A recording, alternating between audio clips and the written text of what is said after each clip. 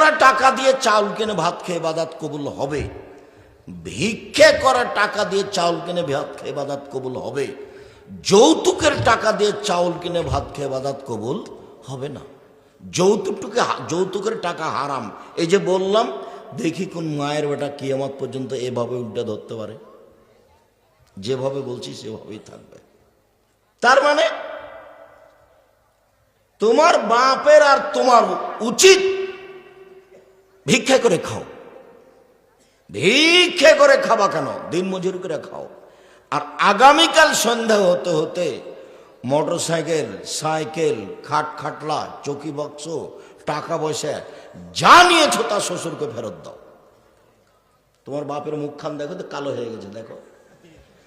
তোমার বাপের একটু লজ্জা হয় না কেন? তোমার বাপের একটু হায়া হয় না কেন? তোমার বাপের একটু শরম হয় না কেন? তোমার বাপ ভিক্ষা করে খায় না কেন?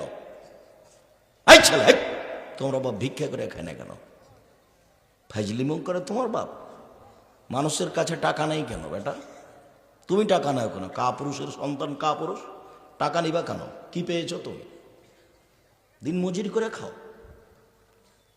মানুষের বাড়িতে কাজ করে খাও, মনে ফুর্তি থাকবে, বুকে বল থাকবে, সাহস থাকবে। বছরে একদিন বলবে শ্বশুরকে, আব্বা আপনার জন্য একটা লুঙ্গি নিয়ে এসেছি, আমি দিন মজুরি করে খাই। খাটখাটলা, চৌকি বাক্স যা কিছু নিয়েছ সব আগামীকাল সন্ধ্যা হতে হতে ফেরত দিবা।